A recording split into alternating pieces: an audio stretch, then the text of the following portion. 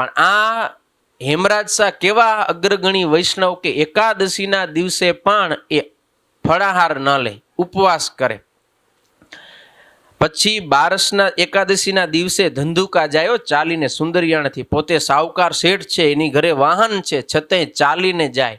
જાય ધંધુકે ચાલીને પ્રીતે, કુંડલી મણ ઘીની સહિતે, લીએ સાકર ને લોટ ત્યાંથી, મરજાદી જમાડે શ્રદ્ધાથી. એમ એકાદશી બધી કરે, તેમાં તો પગ પાછો ન ભરે. દર એકાદશીને દિવસે ઉપવાસ કરે અને હાલીને ક્યાં જાય? ધંધુકે જાય, ઘી લેતા જાય. પછી એ ધંધુકાજીને લોટ પાણી બધું લે અને ત્યાં કને ગોસાઈજી ને એ સાધુ સંતોને બધાને જમાડે. બારસના દિવસે પારણા કરાવે. બારસના પારણાનું બહુ મોટું ફળ છે.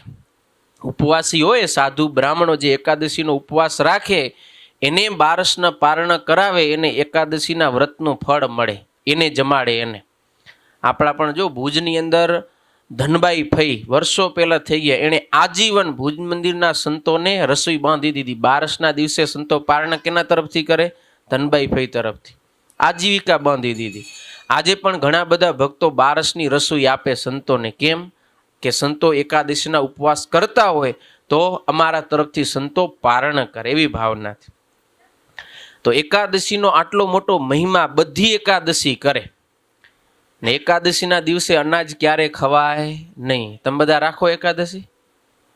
મુંબઈમાં થોડીક અઘરી પડે હો. અમે જે ઘર પરિવાર ન હોય ને ટિફિન આવતા હોય એને થોડીક વધારે અઘરી પડે ને. તમે બધા આ છોરા કરો, તમે બધા કરો. એકાદશી આવે રમેશ, આ શું કહે રાજેશ બાજુમાં આવે કે આમ બાયપાસ પકડીને હાલી જાય? મુંબઈમાં બાયપાસે ઘણા હોય ને પાછા, બાજુમાં આવવા ન દે. જો ભક્તો, એકાદશી અવશ્યપણે કરવી જોઈએ.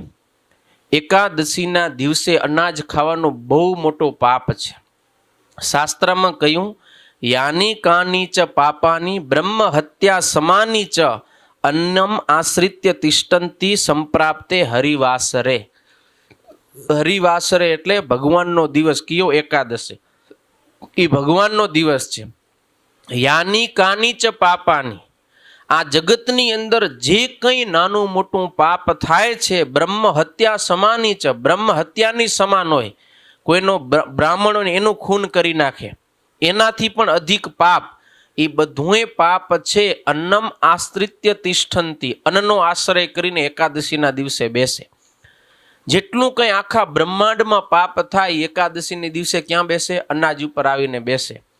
પછી જે એકાદશીના અનાજ ખાય એ અનાજ નથી ખાતો, શું ખાય? આખા બ્રહ્માંડમાં થયેલું પાપ એ કોળીએ કોળીએ ખાય છે. આટલો મોટો દોષ લાગે.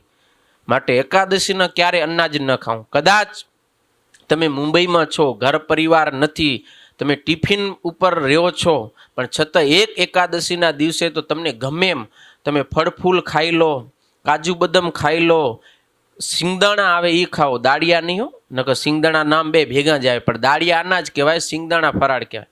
ખાઓ એક દિવસ કાજુ બદામ ખાઓ ને, તમારું શરીર પડી ન જાય? પડી જાય. હા, ફળ ખાઓ સારા લીલા. અને 15 દિવસે એક વખત આવી રીતે કરો ને તો તમારો મેડિકલ દ્રષ્ટિએ પણ તમારું સ્વાસ્થ્ય સારું રહે. આજે મેડિકલ સાયન્સ પણ કહે છે કે 15 દિવસે તો એ તો વીકલી કહે, અઠવાડિયે એક ઉપવાસ કરો. એ ઉપવાસ ઓલો ગુજરાતીઓ, હા, ફરાળવાળો.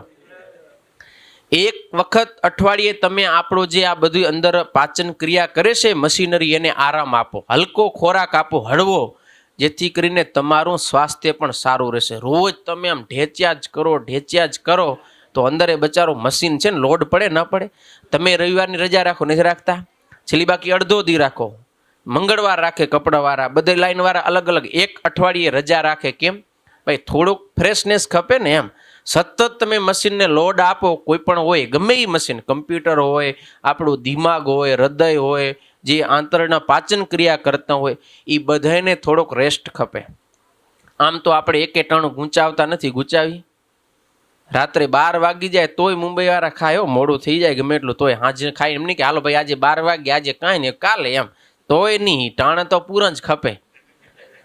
તો એક ટાણું આપણે ગુચાવતા નથી. 3 ટાણાની જગ્યાએ 5 ટાણા થઈ જતા હશે, પણ એ ઓછું નહીં થતું હોય. તો અઠવાડિયે એક વખત કરવું જોઈએ. પણ એમ ન કરતો આ ભગવાને આપણા ઋષિ મુનિઓએ આપણું સ્વાસ્થ્ય જોઈને પહેલેથી જ એવી પરંપરાઓ આપે. તો 15 દિવસે આવતું આ એકાદશીનું વ્રત, એ દિવસ અવશ્યપણે આપણે ફરાહાર કરવું જોઈએ. એ દિવસે અનાજ ન જમાય.